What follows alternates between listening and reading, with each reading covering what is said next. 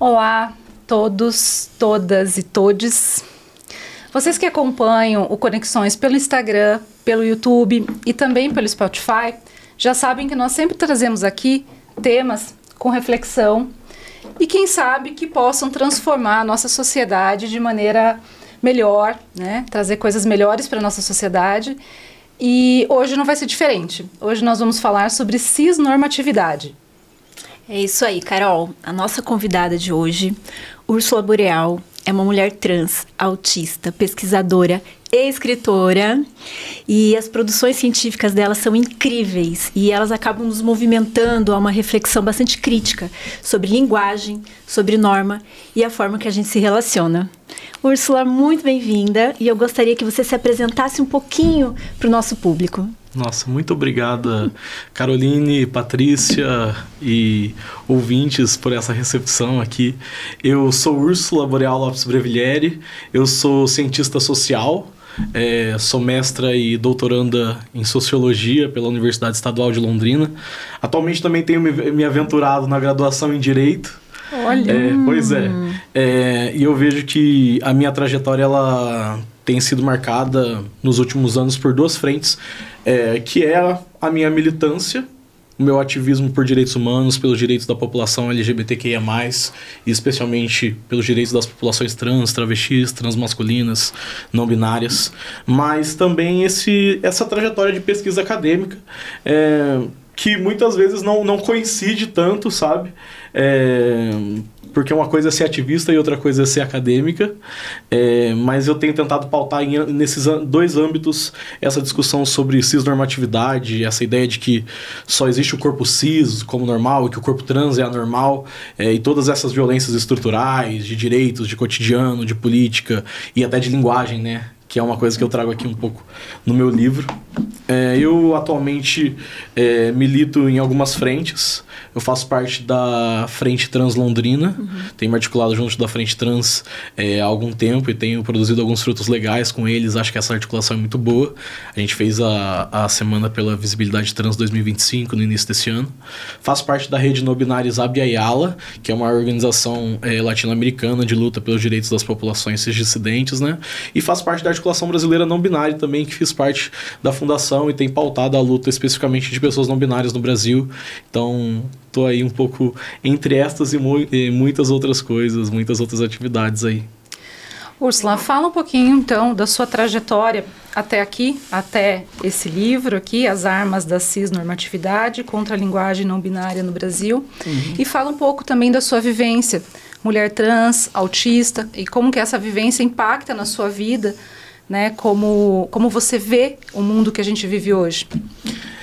Eu acho que é importante ressaltar que, para início de conversa, que eu não acredito muito em essencialismo sobre pessoas trans, sabe? No sentido de discursos que dizem desde criança ela mostrou que era menina, desde criança disse que era menino. Acho que não existe uma regra específica, as pessoas podem ser uma coisa na infância e ser uma outra coisa completamente diferente, e isso se desenvolver ao longo da vida. Mas, particularmente, eu me considero uma criança que desde muito nova não teve exatamente dentro do que se esperava para um menino, sabe? Como eu fui designada. Apesar de nunca ter tido grandes recursos para lidar com isso. Mas, de alguma forma, eu sinto que tanto isso quanto o meu diagnóstico tardio de autismo me colocou ao longo desses anos. Sou muito nova, né? Tenho 24 anos, né? Mas desses 24 anos de existência dentro de alguns não lugares, sabe? Eu sempre me vi muito entre esses não lugares, sabe? E eu acho que a minha trajetória é especialmente marcada por isso.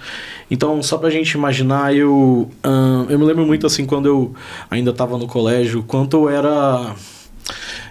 Eu me sentia parte de um grupo de meninas, de amigas, e eu me achava como a quarta menina desse grupo. Só que eu não era a quarta menina desse grupo. Eu era um menino à parte que não era entendido dessa forma com elas, né? E eu fico pensando nisso, assim, quantas violências assim, eu podia ter sido poupada se essas discussões fossem mais presentes antes, se a educação tivesse a oportunidade de trazer essas questões. Mas, de qualquer forma, eu chego, então, no final da minha adolescência, me descobrindo uma pessoa trans. Na verdade, foi a primeira vez que eu comecei a ler efetivamente sobre isso e eu fiquei... Caramba! Isso existe efetivamente. Então, talvez aquilo que eu pensava de forma muito abstrata tem alguma materialidade. Tem algum sentido tantas situações que eu passei na minha vida, né? E aí eu sinto que isso me engajou nesse lugar quase que automaticamente, sabe? Então, a partir do momento que eu me entendi como uma pessoa trans, eu pensei, não é possível que eu esteja sozinha nesse mundo. Uhum. Não é possível que eu seja a única pessoa que vivencia isso. Na verdade, eu acho que foi isso que me permitiu entender. Foi ver que tinha outras pessoas falando na internet, produzindo escrita, produzindo outras coisas.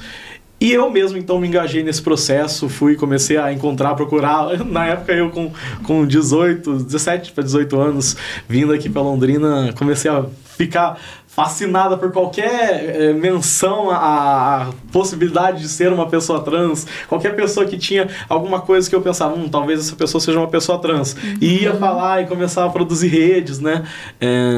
E aí foi muito legal, porque aí a gente, ao longo de 2018, 2019, a gente teve a oportunidade de conhecer muita gente.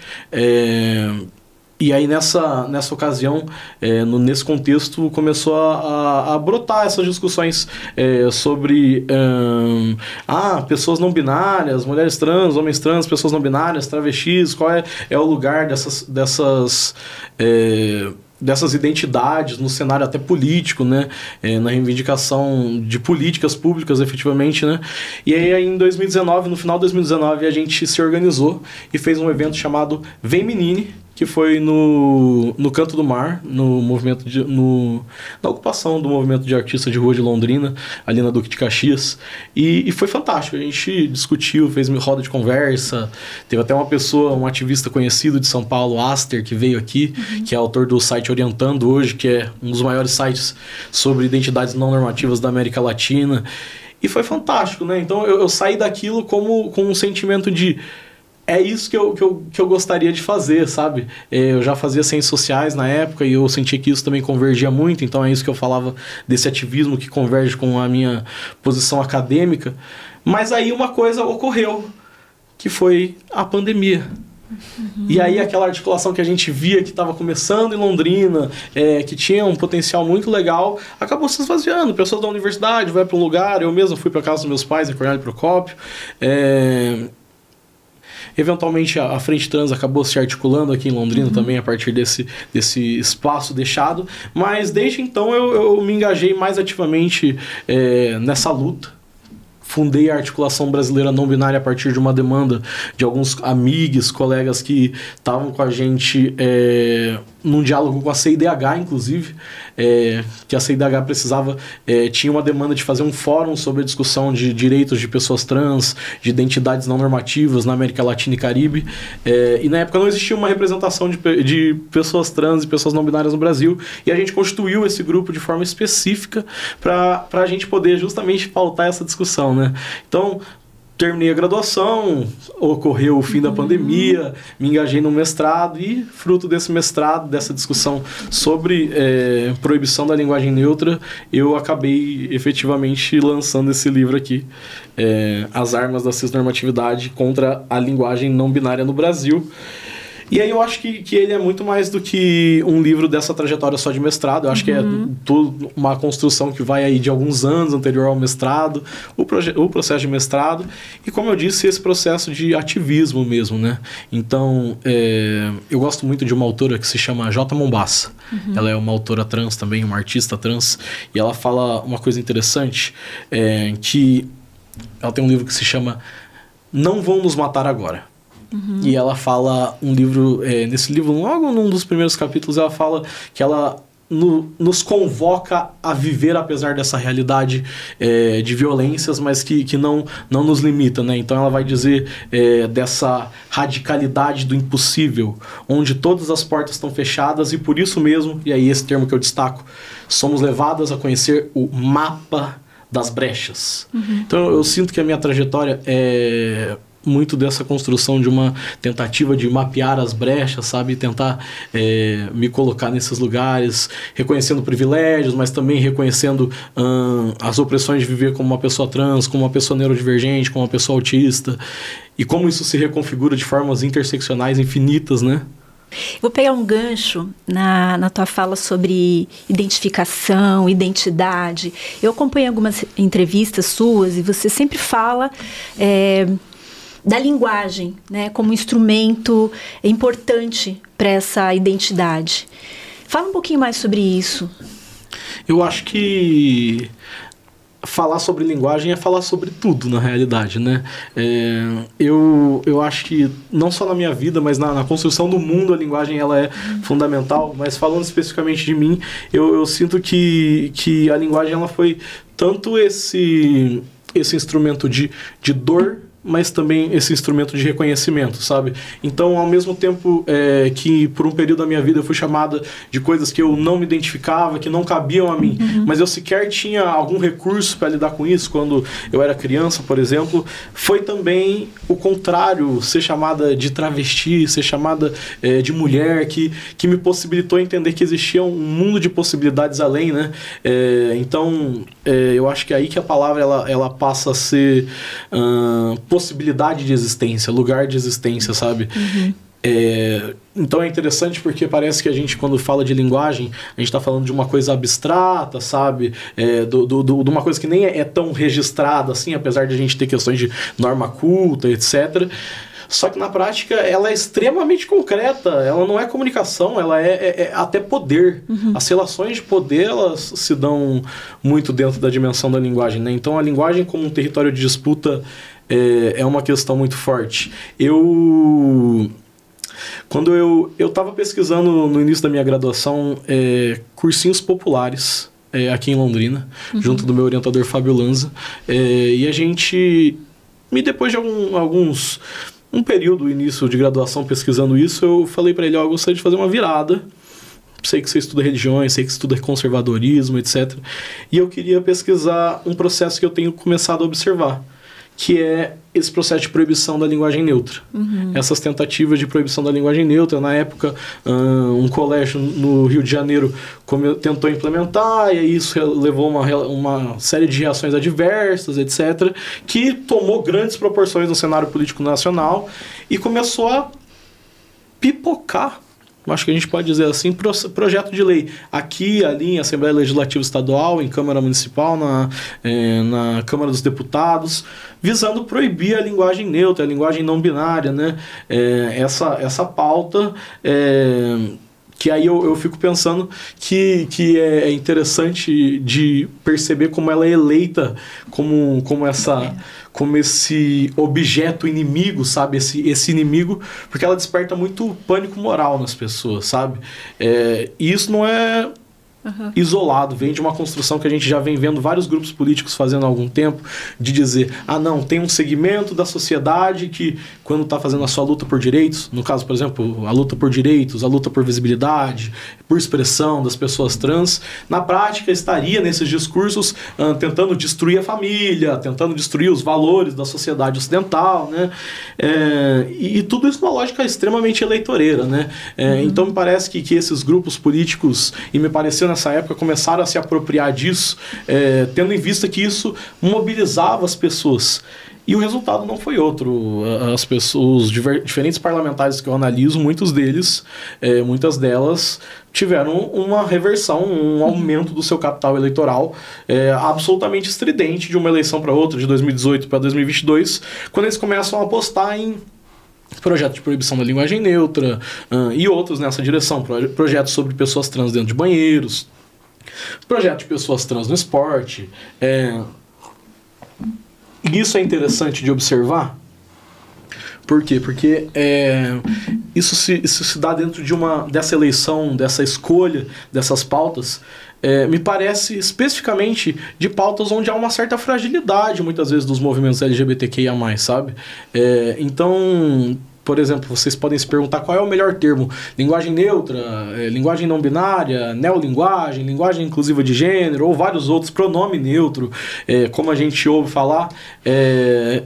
E eu acho que isso ilustra muito bem uma disputa que muitas vezes os movimentos LGBTQIA+ têm, que é de ficar tentando definir um termo específico, uma lógica una, central, do que seriam as definições. Quando o que é central é a normatividade. O que é central é a regra. E nós que fugimos da regra, fugimos de todas as formas. Eu gosto do exemplo do quadrado, né? Tudo que não está dentro do quadrado é afora da norma. Para cima, para baixo, para direita, para esquerda, né? E aí eu sinto que os movimentos LGBTQIA+, eles tiveram muito preocupados em buscar essas definições exatas, e isso foi contraproducente. Sim. Porque justamente deu lugar para que esses movimentos políticos, esses setores dessas novas direitas, como tem sido chamado, pegassem essas pautas e começassem a fazer, a dizer que, não, isso aqui tem potencial de destruir a família, tem potencial de destruir nossos valores, quando na verdade isso a força que eles têm de atacar essas pautas é tanto porque a gente, enquanto movimento, não consegue se definir enquanto elas, porque a gente está batendo cabeça toda hora em torno delas, quanto porque existe, e aí talvez uma temática muito forte no meu livro, uma estrutura que é historicamente consolidada, uma série de acordos societários implícitos que favorecem os corpos cisgênero em detrimento dos corpos trans, que é a cisnormatividade.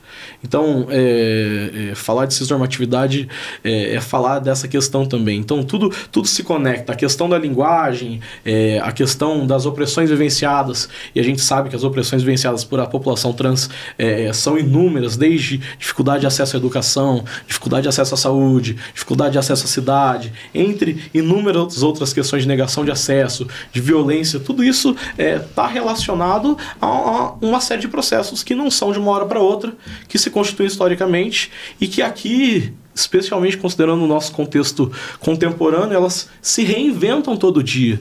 Então, se tem um projeto novo de lei falando de proibir a linguagem neutra, ou qualquer coisa nesse sentido, de proibir pessoas trans de adentrarem em banheiros públicos, etc., tudo isso bebe dessa estrutura, mas ao mesmo tempo reconfigura ela num processo constante de renovação dessa lógica que, no final das contas, só ataca as minorias, violenta as minorias sexuais.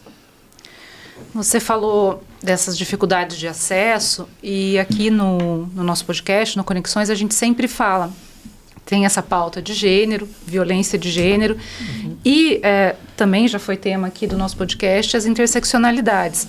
Então, raça, classe social, como essas camadas, né, se conectam e acabam reforçando violências. E no caso, como que você vê essa situação? Porque além classe social, raça e o gênero, como mulher trans, essas dificuldades, essas interseccionalidades, como você vê essa questão? Eu acho que é impossível pensar essas questões como camadas separadas. Na sociologia, a gente sempre usa o exemplo de um cruzamento de carros, né?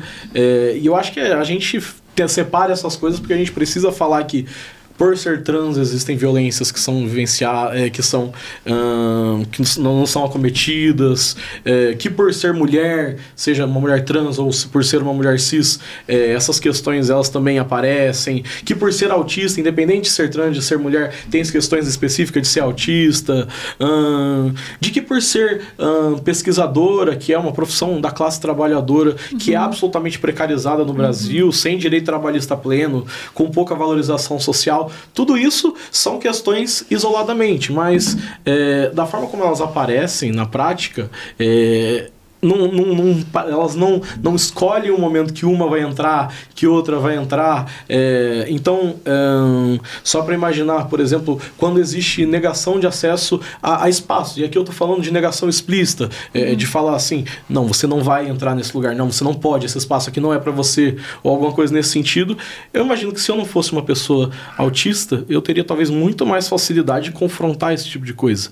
Não sei. É claro que na hora da violência a gente nunca sabe, mas consigo visualizar inúmeras situações no meu cotidiano onde essa articulação de coisas, por mais que eu seja uma pessoa que tem uma comunicação boa, que a medicina vai dizer que é um bom prognóstico, alguma coisa nesse sentido, né? Ainda assim isso se sobrepõe de forma muito violenta, né? E aí eu acho que isso vai numa direção tanto de produzir violências quanto também de produzir privilégios. Então eu falava anteriormente sobre ser uma pessoa branca, e é claro que há muitas portas fechadas por ser uma pessoa trans, mas quantas dessas portas que ainda estão abertas talvez estivessem também fechadas se eu fosse, por exemplo, uma travesti negra, sabe? Que nós sabemos que é quem é mais acometida pelas violências, que tem as menores taxas de estimativa, né? Não são nem taxas, né? Estimativas de expectativa de vida, porque não existe dados sobre essas populações. Então acho que ao falar de interseccionalidade, a gente tem que falar muito sobre como essas opressões elas estão se acumulando, para a gente perceber que existe assimetria até dentro de grupos vulnerabilizados, sabe? Senão a gente parte de uma premissa de que inclusive é até desumanizante para as pessoas. Então a gente fala, essa pessoa é trans, e a gente acha que ela é só trans, e aquilo, a vida dela se resume a ela ser trans, ela não tem uma identificação com o sexo que foi designado a ela no nascimento, quando na prática talvez exista uma série de outras questões, e aqui a gente frisa raça, classe, gênero, porque é o que a discussão contempla, mas acho que a questão de deficiência, de atipicidade, configurações neurológicas, pensando pessoas autistas, pessoas de inúmeras outras questões e configurações psicológicas diferentes, psiquiátricas diferentes, e de várias outras compreensões de corpos gordos, corpos com doenças específicas, com deficiências específicas. Tudo isso precisa ser pensado a partir de uma lógica onde a gente consiga visualizar uma diversidade, uma sociedade plural, que não se baseie só na ideia de falar que a gente é diferente e acabou, mas de que nomear essas especificidades a partir dessas diferenças, elas são importantes. Então, quando a gente fala de interseccionalidade, quando eu penso a minha vivência com interseccionalidade, eu tento sempre trazer esse posicionamento de quanto a gente precisa marcar as posições, nomear essas posições, para que isso, como eu dizia antes, a linguagem é uma forma de poder, para que isso venha à tona, para que a gente possa entender que existem relações de poder entre, por exemplo, pessoas trans, ou que existem relações de poder entre pessoas não brancas, ou que existem relações de poder entre pessoas que são trabalhadoras. E isso não anula a violência que essas pessoas sofrem, mas isso tem que ser a potência dessa discussão. Não para a gente ficar traçando algum tipo de disputa interna, o pessoal fala de escadinha de opressão. Eu sou uma mulher negra, então uma mulher branca, então será que eu sou mais oprimida que um homem negro? Não é sobre entrar nessas nuances, até porque isso é absolutamente contraprodutivo, sabe? Isso. No final das contas, isso leva as pessoas a se fecharem mais, a falarem, não, esse discurso não cabe para mim, quando o que a gente está procurando é produzir um ideal democrático, uma sociedade verdadeiramente democrática, onde as pessoas elas possam ser contempladas, independente dela ser de uma maioria ou de uma minoria, né? Então eu penso muito nessa direção de que se confunde um pouco, talvez, quanto que as pessoas sabem sobre conceitos, assim, né? Não acho que a gente devia se prender tantos em conceitos, mas quando a gente pensa em democracia, eu acho que as pessoas ainda estão muito presas à ideia de que a democracia é a vontade da maioria. E isso não é vontade da maioria, não é democracia, isso é uma ditadura da maioria. A democracia pressupõe que as particularidades e as especificidades sejam ouvidas, e isso passa absolutamente por uma discussão sobre interseccionalidade, sabe? Então, partindo especialmente da minha vivência, eu imagino, assim, só pra gente pensar um pouco, eu tenho um contato bem legal com o pessoal do Encontro de Estudos de Autismo da UEL. Já tive palestrando desde a segunda edição, agora tivemos na terceira edição também. E eles sempre trazem assim, a gente para falar algumas questões interessantes, e nessa oportunidade que a gente teve esse ano, a gente foi falar sobre essa intersecção entre ser autista e LGBT, e ser autista e ser pessoas trans, né? Ser uma pessoa trans e ser autista. E fazendo esse levantamento junto de um amigo cabeleireiro, Lê, que também é uma pessoa fantástica, autista e altas habilidades, que tem um hiperfoco muito grande em discutir essas coisas, a gente achou vários estudos e vários levantamentos que têm sido feitos falando, por exemplo, como a incidência de transgeneridade entre pessoas autistas é maior do que entre pessoas não autistas. Então, entre as pessoas autistas tem mais pessoas trans do que pessoas não autistas. Então, parece que existe algum tipo de relação, e aqui não quero fazer nenhum tipo de inferência absoluta sobre isso, mas parece que existe algum tipo de relação, e ouvindo outras pessoas, amigos, amigas autistas, me parece que existe sim uma lógica de que nós que vivenciamos uma realidade psíquica, que temos uma constituição psíquica diferente, um transtorno de neurodesenvolvimento, como é colocado, a gente vê as relações sociais de uma forma diferente. Isso implica também que a gente pense gênero de uma forma diferente e pense tantas outras questões, sexualidade de forma diferente, trajetória de forma diferente. E aí, como eu falava, justamente, a gente, para construir uma sociedade democrática, não basta que a gente fale de tolerância ou que a gente fale existe muitas pessoas diferentes. A gente precisa falar, essas são as diferenças, essas são as especificidades, essas são as situações, porque aí a gente parte de uma realidade onde a gente pode lidar com cada uma delas, discutir cada uma delas com verossimilhança mesmo, como elas existem, sabe? Não de um ideal fictício, ilusório. E aí isso passa por trazer essas pessoas para o processo decisório. E aí eu acho que é uma questão muito importante, que pessoas trans, pessoas autistas, pessoas das diversidades, elas precisam estar nos processos decisórios. E eu acho que é isso que a interseccionalidade nos leva a perceber, sabe? Então, tem um autor que eu gosto muito, que tem, e agora que eu estou estudando direito, tem conversado bastante com ele, que é o Paulo Iotti, e ele fala sobre a necessidade de você ter pessoas negras nos tribunais, não só porque você vai ter uma sensibilidade para as pautas das pessoas negras, mas porque, efetivamente, pessoas brancas, elas têm questões que não passam nem no imaginário delas, que são questões de atravessamento de racismo, de normatividades. Então, acho que tem várias questões que a gente poderia pensar dentro disso, puxando por essa lógica, por essa discussão de uma interseccionalidade, sabe? E aí, só para antes de passar para vocês, para a gente seguir para outro tópico, a gente fala muito, quando a gente discute interseccionalidade na academia, de autoras de fora, Patricia Hill Collins, outras, etc. Mas, recentemente, eu estava vendo uma entrevista da Patricia Hill Collins, que é talvez a maior referência internacional sobre essa discussão hoje no mundo, né? No século XX, no século XXI, e ela falando assim, que tem uma autora brasileira que eu me inspiro muito, e ela falando da Lélia Gonzalez. Então, assim, que maravilha. Como a gente consegue, às vezes, perceber, de novo, como a gente cai naquela velha síndrome do vira-lata, né? De achar que a gente não tem produtos nacionais, que a gente não tem contribuições válidas, né? Quando a gente está influenciando o debate mundial, né? Bom, por falar em debate mundial, eu estou pensando o seguinte aqui, Úrsula. O termo cisnormatividade, ele é um termo que nós conhecemos por conta da academia, os grupos que são militantes, mas me parece que não é um termo tão conhecido. Você explica um pouquinho para o pessoal que está ouvindo, de uma forma simples, o que é cisnormatividade?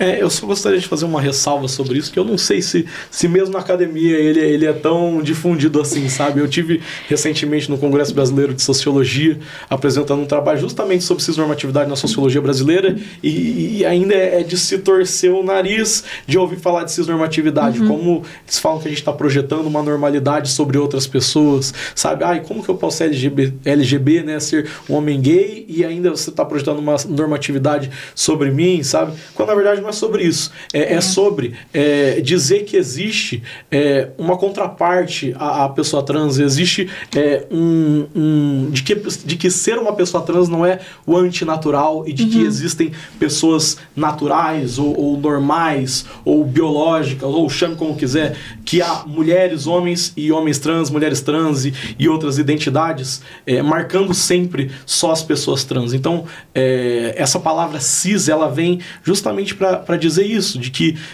existe essa contraparte ontológica, essa outra contraparte constitutiva.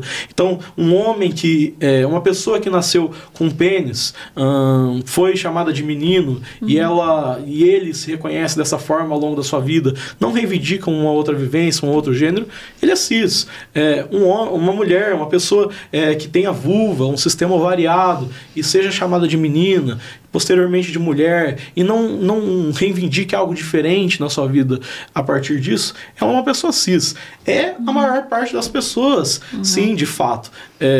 Mas isso não exclui a existência das pessoas trans. E aí a gente tem um estudo muito legal de um amigo nosso vinculado à Faculdade de Medicina da Unesp, lá de Araraquara, que ele vai falar, é um estudo de pós-doutorado, inclusive, que vai fazer uma estimativa com vários municípios brasileiros, tentando identificar qual é a porcentagem de pessoas trans que existe no Brasil. E aí eles vão chegar num cálculo estatístico de dizer que há 2% da população brasileira de pessoas trans. E sempre que eu falo esse dado, as pessoas tendem a estranhar e falar assim, mas onde estão essas pessoas? E aí eu tendo a reverter essa pergunta. Onde estão essas pessoas? Na marginalidade, no subemprego. Se nós não vemos essas pessoas, e se esse dado ele nos parece estranho, é justamente porque nós não pensamos que essas pessoas sequer existem.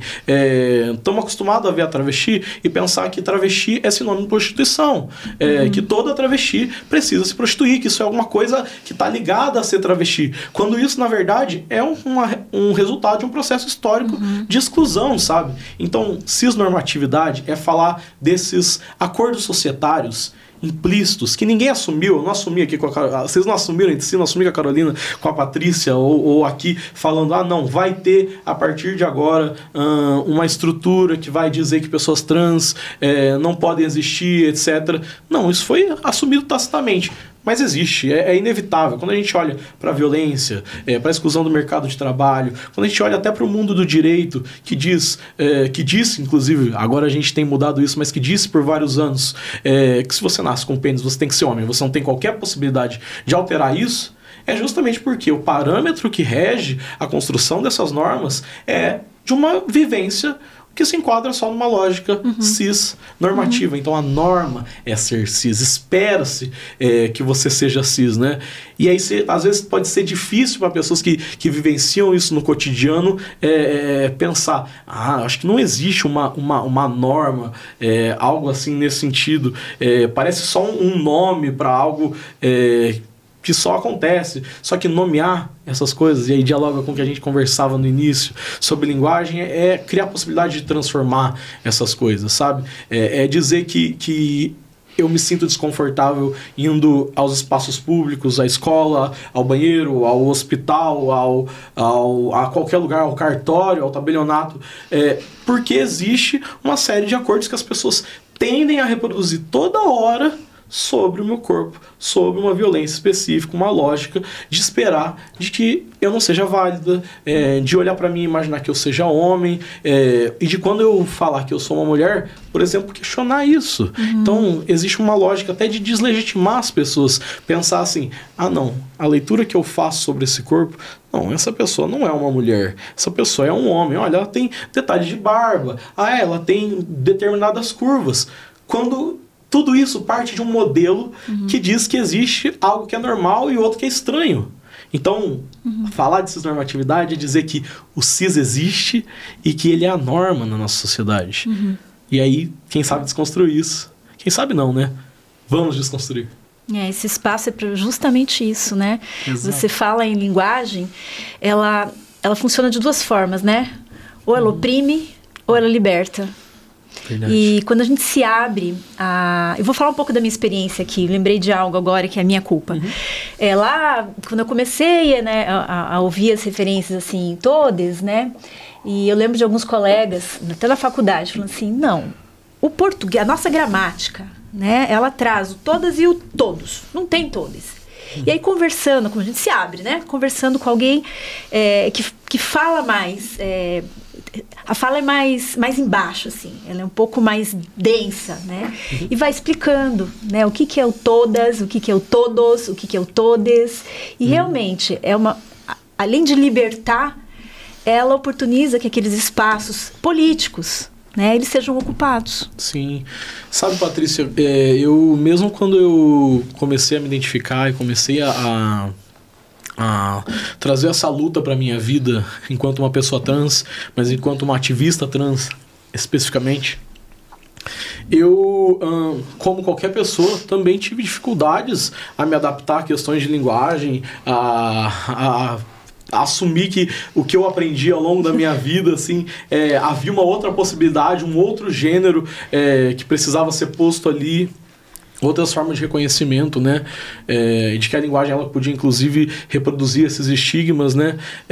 Mas teve um momento de virada que foi muito marcante, assim, para mim, que foi conhecer uma pessoa que reivindicava ser chamada por um pronome dito neutro, né? Vamos chamar aqui, assim, de um pronome não binário, e que não era chamada nunca. Era uma pessoa que continuava, persistia sendo chamada pelo sexo designado dela. E aí eu parava para pensar e eu falava assim, eu que tô aqui, que sou amiga dessa pessoa, que tô discutindo isso dentro da academia, que tô lutando por direitos, eu não posso ser essa pessoa que vai reproduzir como qualquer outra. E aí eu me forcei efetivamente a partir de agora, mesmo que essa pessoa não reclame quando ela é tratada desta forma no feminino, não, eu vou chamar como amigue, como elo, e vou fazer essa marcação sempre que possível, mesmo falando com uma pessoa que esteja tratando o elo pelo feminino, sabe? E aí eu vi que isso que mudou toda a compreensão na minha cabeça, sabe? E aí eu acho que é sobre isso, sabe? Então, ao longo desses anos eu tenho aprendido uma coisa interessante, que é que eu posso ficar fazendo uma discussão teórica aqui com vocês, posso ficar falando sobre sociologia e constitucionalismo e filosofia ou qualquer coisa nessa direção, e vocês até podem entender. Eu acho que existe um valor sim nessas ciências, não estou dizendo que não, ainda mais num tempo que a anticiência está tão forte, a gente não pode dizer que não, mas é importante dizer que muitas vezes, para a gente ser entendido, a gente precisa falar da gente. Então, mais do que falar de sociologia, direito, filosofia, contar a nossa própria história ajuda muitas pessoas a entender. Então, assim, ficar falando de pessoas trans pode não levar um senhor, uma senhora que eu estou tentando explicar sobre isso, entender e me respeitar. Mas contar a minha vida, contar como eu me entendi dessa forma, contar as coisas que eu vivencio, tantas vezes tem sido absolutamente efetivo. A pessoa passa a respeitar, sabe? E aí eu acho que é interessante pensar isso, porque eu acho que o Brasil ele vem de um histórico de várias questões. A gente nunca lidou com o nosso racismo, nunca lidou com a nossa escravidão e com várias outras questões. Há inúmeros processos, assim, inclusive regionais e nacionais, de exclusão, de violência, sabe?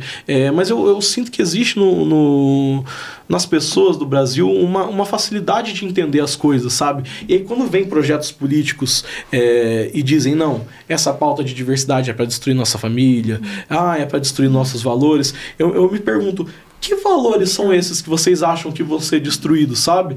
Me parece tudo muito artificial, de dizer assim, não existe essa coisa que pode ser apagada de alguma forma, quando na prática o nosso país ele é feito da pluralidade, sabe? A pluralidade é própria de nós. Então, assim, me parece que esse ódio ele é muito importado, sabe? Às vezes alguém diz assim, às vezes a gente ouve essa discussão de que essa linguagem neutra é algo que veio de fora, dos Estados Unidos, essa pauta trans veio da Europa, não sei o quê. Eu acho que não, acho que esses movimentos de proibição, de caça, de usar essas pautas para produzir pânico moral e reverter isso em voto, isso sim é uma estratégia importada. E diga-se de passagem, é uma estratégia que funciona, porque se é importada é porque funcionou lá, foi trazida para cá e funcionou aqui também, sabe? Mas é interessante a gente pensar isso, sabe? E quanto que, então, com essa potência que a gente tem das pluralidades do povo brasileiro, da diversidade do povo brasileiro, a gente pode enfrentar isso também. Mas você sabe, Úrsula, a gente tem... Eu vejo assim, vivido também uma época de informação rasa, de muita fake news. Então, quando você fala de contar a sua história, eu acho que isso é muito válido, né? De aproximar a pessoa, porque dentro dessas notícias falsas e fake, então, assim, você falou, muito ligada, às vezes, à transexualidade, ao travesti, à prostituição. Então, assim, às vezes as pessoas ficam vendo essas notícias falsas e tal, e criam o imaginário ali, assim, e depois conhecendo, aproximando, vê que não é nada daquilo. Né? Então, assim, é muito bom isso mesmo de contar a história, de trazer a vivência para próxima das pessoas, para tirar essas fakes, essa ilusão, essa coisa que se criou, né? Inclusive em relação à linguagem. E aqui pegando o gancho, a cisnormatividade e a violência simbólica. Como que você vê essa situação? Porque eu acho que também as estruturas sociais e acho que até jurídicas acabam reforçando essa violência.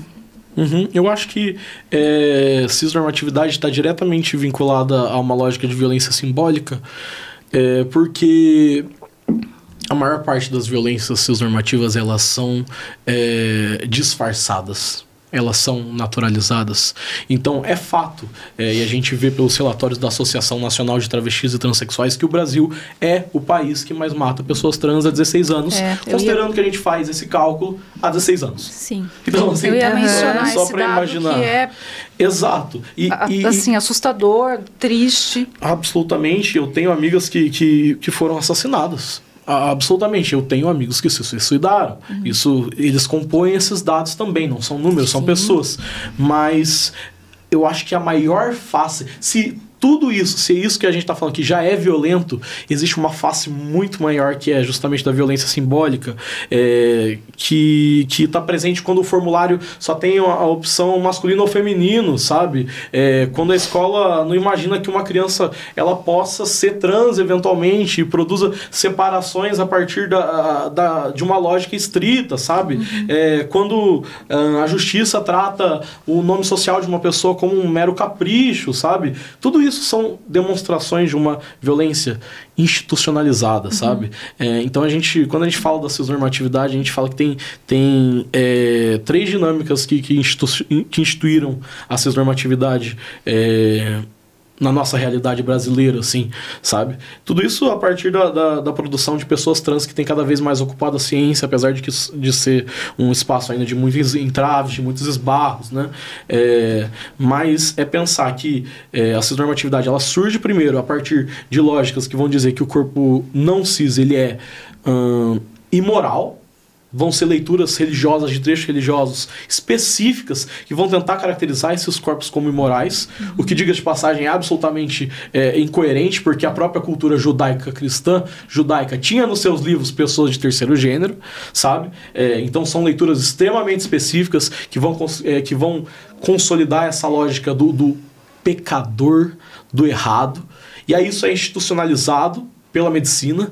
Então a medicina que vai dizer que existe um corpo doente, né? De que esse corpo ele não é só errado, mas que ele precisa ser tratado, precisa ser medicado, que ele tá que ele é patológico, né? De que aquilo tem um CID, né? É uma incongruência, como agora a gente vê no CID, né? Então só existe incongruência porque existe um padrão, né? De dizer que se você tem pênis, você é homem, né? Se você tem pênis não é homem, então é incongruente, é uma doença, né? E a terceira via é o direito. Então eu falei para vocês essa questão de não haver até poucos anos atrás qualquer mecanismo para que uma pessoa que nasceu e foi designada como homem e não se reconhece como tal pudesse reivindicar essa alteração. Se a gente passou séculos sem que houvesse esse mecanismo, é porque o direito, as instituições, a institucionalidade da coisa fez com que isso fosse tão rígido que a gente sequer pensasse que isso precisava ser uma possibilidade. E essa dimensão do sequer pensar, para mim, ela transcreve completamente a violência simbólica. Não é material, não é a violência do espancamento, da violência explícita, do atentado à integridade física, mas é a violência que mata mesmo assim. Que mata talvez até mais, diga de passagem. E é justo no espaço, né, do direito, das instituições jurídicas, vamos dizer assim, que isso jamais poderia acontecer, né? Que é um espaço que deveria ser de todos, todas e todes, né?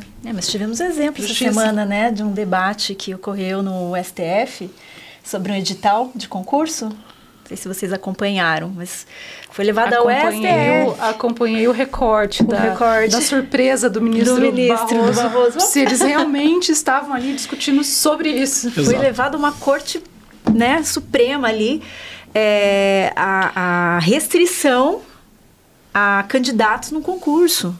Inclusive que tinham filhos, né? Que tinham filhos, que tivessem união estável, que fossem travestis, que fossem trans. Assim, você não serve, você não serve, você não serve. Olha só. Caramba. Mas eu acho que tudo isso mostra como é entranhado mesmo, né? E aí eu fico sempre me perguntando se meras formações, meras discussões vão ser o suficiente para desconstruir isso, sabe? Fico muito contente com a Erika Hilton, que para mim é um exemplo fantástica, maravilhosa, assim, tá ocupando a política. Mas eu acho que a gente precisa ocupar cada vez mais esses lugares, sabe? Ocupar cada vez mais para que, não só para que as pessoas saibam que a gente existe, mas que a gente possa produzir política pública que atenda a nós, sabe? Eu não acho que qualquer política pública que atenda a nossa população seja benevolência ou qualquer coisa assim, sabe? Quando a gente criou o Dia da Visibilidade Trans no Brasil, dia 28 de fevereiro, dia 29 de fevereiro, lá em 2004, se eu não me engano, fevereiro não, dia 29 de janeiro, em 2004, as travestis foram no Congresso Nacional e participaram de uma campanha. Eram elas lá fazendo o processo. Claro que impulsionadas por um governo, mas por um governo que sensibilizou-se a trazer aquelas pessoas ali e parar de debater sem que houvesse qualquer relação com a vida dessas pessoas, né? Então acho que isso é um pouco daquilo que a gente falava também de imaginar, do imaginário. A gente não convive com essas pessoas, não convive com a população trans, muitas vezes acha que o lugar de travesti é na prostituição, é no subemprego, e acaba reproduzindo isso também, sem ver, sabe? Então, acabo pensando demais nessas coisas. Diga de passagem, fui pro direito por causa disso, sabe? Então, acho que essa trajetória... Muitas vezes eu me brinco com o pessoal que eu tô numa peregrinação pelo direito, sabe? Mas... Você tá na graduação. Na graduação. No primeiro ano, e fazendo no início. no segundo ano já. Porque Na UEL? qual foi Exato. A minha perspectiva eu tava no meio do mestrado e eu já tinha percebido que eu ficaria frustrado se eu terminasse o mestrado e não embarcasse um doutorado direto, porque o tempo era muito curto e eu tinha muita coisa para discutir ainda, né? Então, no meio do meu mestrado, eu prestei o vestibular da graduação e fiz o primeiro ano da graduação ao longo do último ano do mestrado e agora, no primeiro ano do doutorado, estou no segundo ano da graduação. Mas e aí eu saliento uma questão interessante de que talvez quando a gente tem outras referências a gente não imagina como é que é isso, mas por mais que a academia, eu sempre considerei ela violenta, mesmo sendo uma pessoa trans nas ciências sociais, etc., sempre vi diversas questões, mas é importante pontuar que a academia de direito é muito mais violenta que a academia de ciências sociais. Então, recentemente eu me peguei durante uma aula da professora Letícia de processo civil emocionada no momento que ela foi dar um exemplo sobre mim e perguntou, ela foi falar, digamos que a Úrsula é a ré, aí ela parou e disse, é ela, né, Úrsula? Eu falei, sim. E eu percebi que em 2 anos, ou digamos de 1 ano e meio nesse processo, mas que até aqui ninguém havia perguntado isso e o processo dos professores, dos colegas, dos técnicos e diversas outras pessoas é de absolutamente presumir que eu sou um homem e não sequer se preocupar com isso, apesar de eu reivindicar um nome que claramente não é de um homem, ter uma expressão que por mais que talvez não seja a mais feminina de todas, eu utilizo maquiagem, utilizo roupas ditas femininas, sabe? Então, eu acho que é interessante perceber, e aí eu acho que é complicado, mas ao mesmo tempo acho que a gente precisa reparar nisso, como essas situações elas produzem violências tão íntimas que o mínimo emociona a gente, sabe? O que devia ser o padrão, que devia ser todas as pessoas fazendo isso, emociona. Eu ia te perguntar justamente porque você falou que está iniciando o curso de Direito, claro, você ainda está no início, mas assim, você... Ainda que, porque assim, eu tenho essa percepção, talvez a Patrícia também, ainda que a passos curtos, ainda que devagar a gente vai vendo dentro do direito, de quando eu comecei, lá na UEL, lá atrás, para agora, assim, a gente já vê mudanças assim, nas decisões dos tribunais, né? A própria a aplicação da Lei Maria da Penha para os casais Recentemente estive numa banca de um colega de TCC, e aí essa nuance de ser graduanda, mas também fazer doutorado, né? Que eu tive numa banca de TCC de um colega que estava discutindo exatamente isso. A aplicação da Lei Maria da Penha a partir de uma lógica de gênero, né? E não... Aí ele vai fazer essa discussão sobre sexo e gênero especificamente, né? Mas, de fato, assim, tem muita coisa saindo, tem muita coisa, muita gente se engajando nesses espaços, e eu fico muito contente de ver essa ocupação, sabe? Mas, ao mesmo tempo, que a gente saiba que vai haver uma resistência absurda, e a gente vê essa resistência todo dia, sabe? Eu escrevo também uma coluna para o Portal Verdade, é uma coluna quinzenal, e eu sempre publico também nos grupos de direito, nos grupos da universidade, e absolutamente nítido que existem certas resistências a partir dessas escritas. E eu fico muito feliz. Porque se eu estivesse publicando aquilo naqueles grupos com mais de 200 pessoas e não houvesse nenhuma reação adversa, era porque não tinha nenhuma relevância o que eu estou falando. Isso. Mas havendo resposta, havendo incômodo, é porque há potencial de mudança. Atravessou alguém. Exato. Atravessou demais. Ótimo. Úrsula, fala sobre o livro, onde a gente pode encontrar, como a gente faz para adquirir, o seu Instagram, se tem um Instagram desse trabalho, conta pra gente. Ok. Esse livro aqui, ele pode ser comprado tanto diretamente comigo, pessoalmente, como também entrando em contato comigo pelas redes sociais. Com direito a autógrafo? Com direito a autógrafo. É a única forma de conseguir com autógrafo também, para falar a verdade.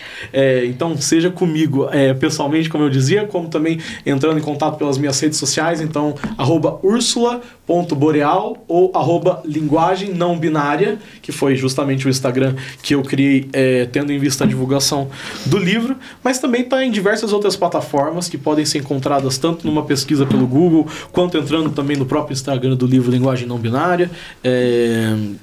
Tá na Amazon. Na Amazon ainda tá só em formato EPUB. Vai sair em formato físico, mas tá no site da editora, tá no portal do Livreiros e tá em vários outros. E com um detalhe incrível aqui, gente. Acesse a versão em áudio. Exato. Isso foi uma proposta que a gente desenvolveu junto da editora.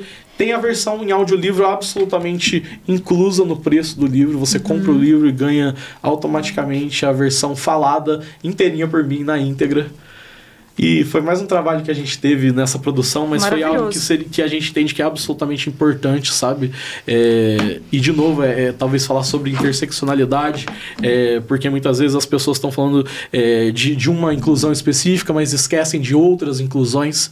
E aí esse movimento é de dizer, não, nós pensamos linguagem não binária, mas nós também somos as pessoas. Eu tenho um gosto muito particular por Libras, tenho várias outras pessoas na minha convivência que são pessoas com deficiência, e essas pessoas também precisam ser incluídas. Essas pautas, elas não são incoerentes, elas se complementam. E é isso, sabe?